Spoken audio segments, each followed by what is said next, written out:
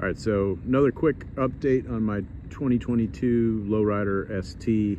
It's been a little bit and I've changed a couple things and like to post some updates to see if anybody else can get any value out of what I've done to mine or make a product decision. So I'll just provide a little bit of feedback and kind of some information about what I've done recently.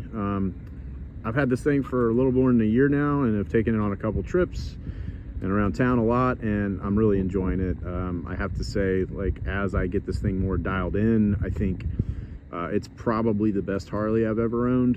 And I've owned, you know, touring bikes and Dynas and FXRs, a lot of those, and this has been a great bike.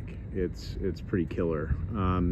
So I'll talk quickly about some stuff that I've updated. Just to review, in the past I had done, you know, a bunch of cosmetic stuff with powder coating. I had, you know, pretty much immediately done the whole you know, intake, tune, and pipe almost right off the bat, and then also bars and risers pretty quickly after I got it. I got the thrashing set up there. I recently added some of these Biltwell Lumicore grips, which I've had before on another bike, on an FXR that I had, and I really liked the feel of those. So those are nice. Just to review on the suspension, I added some GP cartridges and two over tubes, black tubes, and then in the back I've got a JRI shock, and that combination seems to be working pretty well for me. It feels really good, and I think especially the front of these bikes, like, I think it benefits from a little added height. I just felt like it looked stock. It looks really low, and it feels low, and maybe that was just in my head, but I really, this little lift that I gave it in the front and the back, to me, feels just way more comfortable. I'm only 5'10", it's not like I'm 6'4" or anything, so anyway, it just feels more natural to me compared to some of the other bikes I've had. So a couple of the other things I've added recently are, I was gonna do the fairing lowers that I think Toll makes and BMC sells. I ended up mounting them up. I couldn't get them exactly like I wanted. I modified them. It still just didn't really work as well as I wanted it to. So I decided to go a different direction. I ended up getting crash bars. I got Hogworks crash bars. Bun King also makes these along with a few others. I think the Hogworks ones were maybe a little less expensive than the Bun Kings, and I also like the styling a little bit better. But to me, it's worth it to protect, you know, your investment. I mean, if something stupid happens in a parking lot or whatever, you can just replace the end little slider pieces on those, which is cool. So they didn't look as bad as I thought they would look. I'm not like a huge fan of that look, but I felt like, you know, if I wasn't going to go with the lowers, I was going to do that. I also added a couple different lighting things. I'll turn on the hazards there. So did an integrated tail light in the back. I think it looks a little cleaner than the setup with the blinkers that they had on the edge of the tail lights. And then did these little Codlin bullet markers on the front, which I think are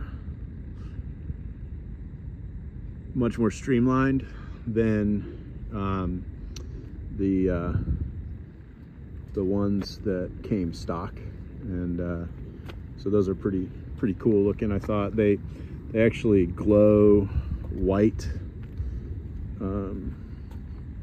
and then blink yellow, so that's pretty cool.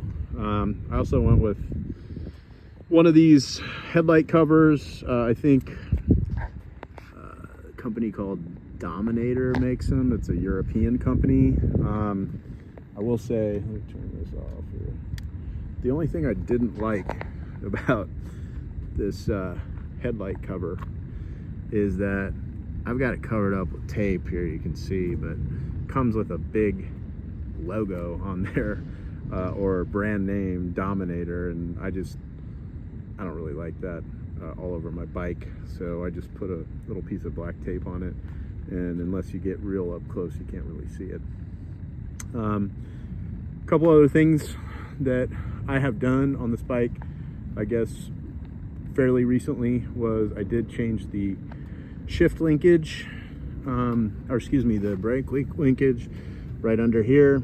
That does bring the brake up a little, the brake arm up a little higher, so that you can actually use the rear brake. I've seen some arguing online about, you know, if it makes the brake better or whatever. Well, of course it doesn't make the brake better. It just makes it more available to use. So I felt like it gave me better control over the brakes, so that's cool. I also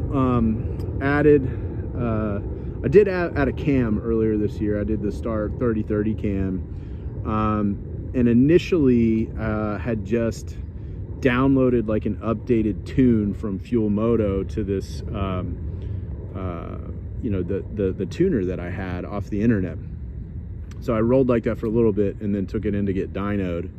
And, you know, coming off the dyno, I actually had some spark knock in like higher RPMs or like higher gear, really trying to, like, you know, let's say I'm in 5th and I'm trying to, you know, speed up to get around somebody or split lanes on the highway or whatever. There was some spark knock issues. So I took it back and had it corrected, and they tuned that out pretty quickly, but ended up getting supposedly 120 horsepower and 135 torque out of this thing. So it's by far, you know, even if that's exaggerated, which I don't know how it would be on the dyno, but even if that's not true, I mean, it's still the most powerful bike I've had. And after the custom tune on the dyno, it just runs killer. It's just, you know, the throttle is very responsive right there, and the lower gears, and then, you know, it's a monster on the highway. So anyway, I can't say enough good things about this bike. You know, I think with a few kind of smaller modifications, like, this is a really serious motorcycle, and I'm really enjoying it. So you know, any questions, any commentary, leave them in the comments. Appreciate you watching, and Happy New Year, happy holidays.